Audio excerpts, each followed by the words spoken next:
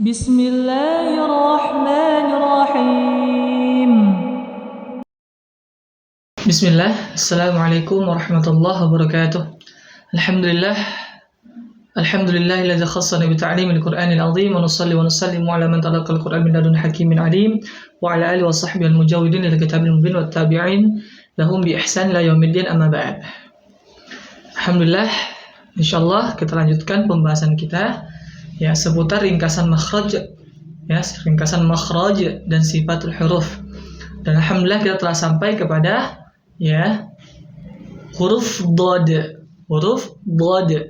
Baik, yang mana sebelumnya kita telah membahas huruf yang keluar dari pangkal pangkal lidah. Ada huruf qaf dengan kaf, kemudian dari tengah lidah ada jim, ada shin, ada ya, dan sekarang kita masuk kepada pembahasan setelahnya yaitu huruf dhad. Nah, jadi huruf dhad ini keluar atau makharijul hurufnya yaitu salah satu tepi lidah atau ihda hafatayil lisan yang kiri atau yang kanan atau keduanya menempel pada gigi geraham atas. Taib, ini ana umpamakan lidah. Jadi salah satu tepi lidah yang kiri atau yang kanan itu menempel ke gigi geraham. Ke gigi geraham yang kiri ataupun gigi geraham yang kanan. Atau boleh kedua-duanya, di mana kanan kiri ini kiri dan kanan ini menempel langsung kedua-duanya. Nah, itu boleh. Itu huruf dhad. Jadi salah satu tepi lidah atau idhah hafatayil lisan yang kiri atau yang kanan atau keduanya menempel pada gigi geraham atas. Baik. Kemudian sifat huruf yang menyertai huruf dhad ini yang pertama adalah jahar. Di mana jahar ini dia mengucapkan huruf dhad dengan nafas yang tertahan atau mengucapkan huruf dengan tidak ada udara yang keluar. Nah, sifat pertama. Kemudian sifat yang kedua adalah rakhawah. Di mana meskipun suaranya tertahan, meskipun udara atau nafasnya tertahan, akan tetapi dhad ini ketika diucapkan ada aliran suara padanya, atau mengucapkan huruf dengan suara yang mengalir.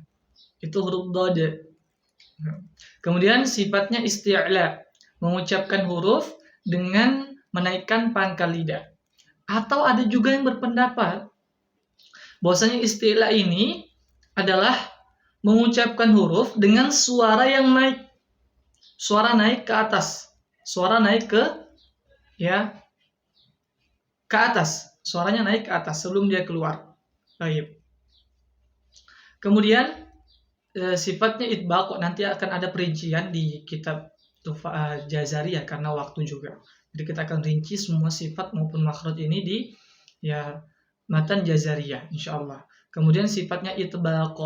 Nah, sifat itbaq ini baru kita dapat Sifat itbaq ini yaitu mengucapkan huruf dengan menempelkan lidah ke langit-langit. Seperti itu Tayyib. Kemudian sifatnya nanti kita akan rinci juga. Kemudian juga nanti ada beberapa perbedaan pendapat nanti masalah ini karena memang istilah-istilah itu memang banyak istilah-istilah untuk sifat ataupun makhraj ini. Karena memang makhraj maupun sifat ini adalah ijtihad oleh para ulama. Tayyib. Kemudian sifat ismat, lisan yang sulit dan tertahan atau berat.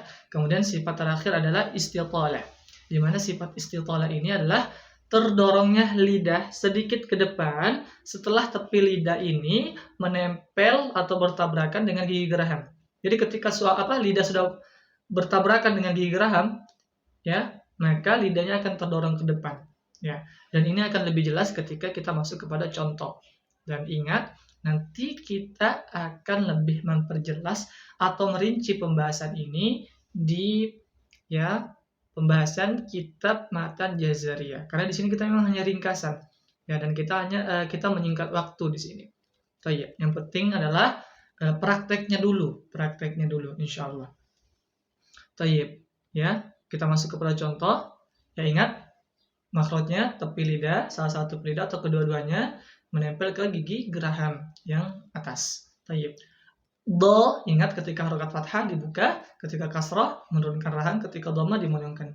kedua bibirnya.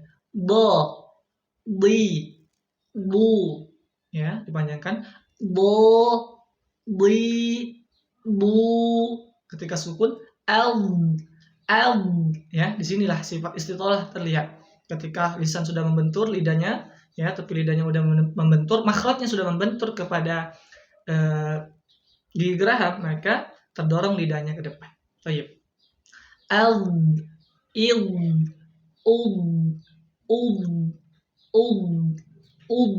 ya, baik. Aldo, aldi, ya, aldi. Ingat ya, jangan sampai ada udara ya. Aldo, aldu, ya. Aldo, aldu. Baik. Bobo, bidi, dudu. Kemudian kesalahan yang terjadi pada saat mengucapkan huruf dod adalah yang pertama, mengganti dod berubah ya menjadi huruf lo, ya. Yang seharusnya dibaca dolla, dia baca menjadi zolla, zolla. Baik, ini harus hati-hati ya. Bahkan ini ada pembahasan sendiri di matan Jazariyah tentang huruf dod dengan huruf lo, ya.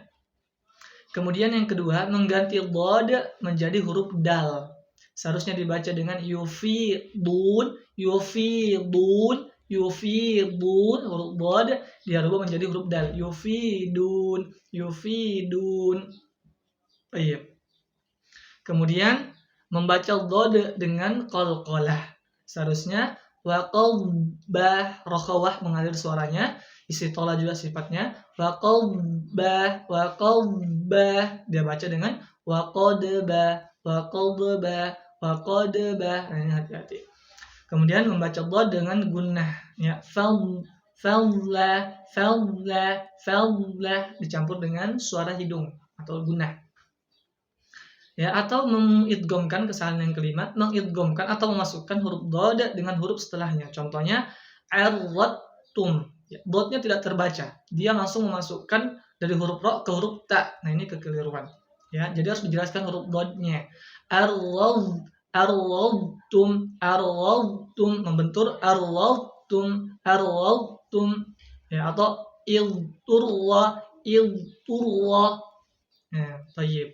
Memang ya, kata Imam Jazari memang huruf yang paling sulit itu adalah huruf dod, sehingga ini terus harus butuh kepada latihan ya, ditahsin ya.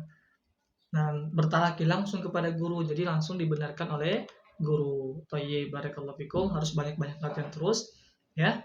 Mungkin itu aja. Barakallahu fikum. Assalamualaikum warahmatullahi wabarakatuh.